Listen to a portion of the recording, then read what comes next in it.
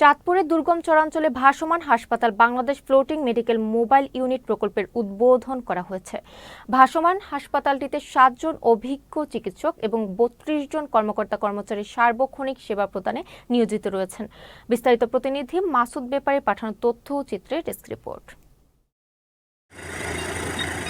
চাঁদপুরে মূল জনপদ থেকে মেঘনা নদীতে বিচ্ছিন্ন দুর্গম চরাঞ্চলবাসীর কাছে স্বাস্থ্যসেবা অনেকটা সোনার হরিণের মতো।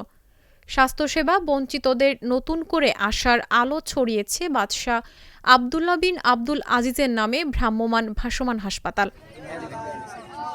প্রাথমিক চিকিৎসা, রোগ নির্ণয় থেকে শুরু করে অস্ত্রোপচার সবকিছুই মিলছে এই আধুনিক ভাসমান হাসপাতালে। আর হাতের নাগালে এমন স্বাস্থ্যসেবা পেয়ে দারুণ খুশি চরবাসী। আমরা গরিব মানুষ, আমরা টাকা পয়সার লাগা রোগ দেখাইতে পারি না। রোগ তো হয় মানে আমরা হাসপাতাল আইছে, আমরা উপকার পাইছি, আমরা চিকিৎসা বিনামূল্যে করতে পারি, টাকা পয়সা লাগে না। নদী পার হইয়া বান বন্যা আমরা যাইতাম পারি না, আইতাম পারি না। যদি নাই একটা হাসপাতাল হয় তো আমার গরিবের লেগে বড় ভালো হয়। এখানে বিনামূল্যে চিকিৎসা দিতে আছে, ওষুধপত্র দিতে আছে, চোখের অপারেশন দিতে আছে। এই জাহাজ দিয়েছে ভাসমান অস্থায়ীভাবে। আমার দাবি দেওয়া হয়েছে সরকারের কাছে, এই জাহাজটা স্থায়ীভাবে থাকা যায়, তাহলে আমাদের অনেক উপকার হবে।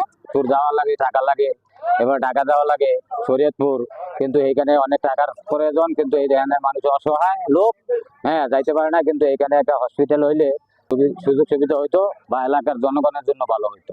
দাঁতের চিকিৎসা পাওয়া যায়, চোখের চিকিৎসা পাওয়া যায়, গর্ভবতী মহিলাদের চিকিৎসা পাওয়া যায়, বিনামূল্যে আমরা চিকিৎসা পাইছি।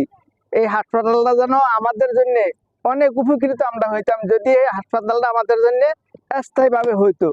ভ্রাম্যমাণ ভাসমান হাসপাতালটির উদ্দেশ্য একটাই, দুর্গম চরের অন্তত 2 লাখ মানুষের স্বাস্থ্যসেবা নিশ্চিত করা।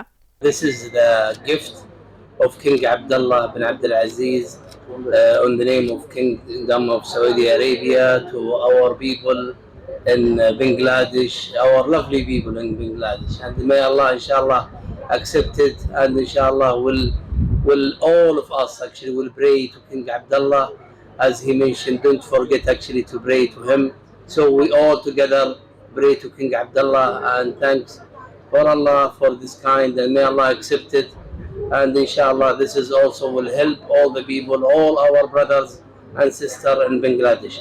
চাঁদপুরের মূল জনপদ থেকে বিচ্ছিন্ন মেঘনা নদী বেষ্টিত বেশ কয়েকটি দুর্গম চর রয়েছে। অনেকটা স্বাস্থ্যসেবা বঞ্চিত ছিলেন তারা। তাদের জন্য নতুন করে আশার আলো ছড়িয়েছে বাদশাহ আবদুল্লাহ বিন আব্দুল আজিজের নামে এই ভ্রাম্যমাণ ভাসমান হাসপাতাল। এমনটাই বললেন স্বাস্থ্য মন্ত্রণালয়ের এই কর্মকর্তা। এইখানে ধরেন একটা জাহাজ বলে, জাহাজ দিয়ে তো সব এলাকার চরের মানুষকে অ্যাড্রেস করা সম্ভব না। সব মানুষকে যাতে এই সুবিধাটা দেওয়া যায় সেটা আমরা একটা পরিকল্পিতভাবে উদ্যোগ গ্রহণ করবো, যাতে আমরা সেবাটা নিশ্চিত করতে পারি। আপনার হলো উপজেলা হেলথ কমপ্লেক্স এবং জেলা সদর হাসপাতাল সম্পর্কিত, যেটা পরবর্তী অর্থ বছরে দেওয়া যাবে, পরবর্তী অর্থ বছরে আমরা দেওয়া। ভ্রাম্যমাণ ভাসমান হাসপাতাল এটি পরিচালনা করছে ফ্রেন্ডশিপ নামে বেসরকারি উন্নয়ন সংস্থা। চালু হওয়ার পর থেকে এখন প্রতিদিনই 150 থেকে 200 রোগী এই ভাসমান হাসপাতালে চিকিৎসা ও বিনামূল্যে ওষুধ পাচ্ছেন। পাশাপাশি চিকিৎসা সেবা নিয়েও সন্তুষ্টি প্রকাশ করেছেন দুর্গম এই চরাঞ্চলের মানুষ। Syeda Rimmi, channel S news desk.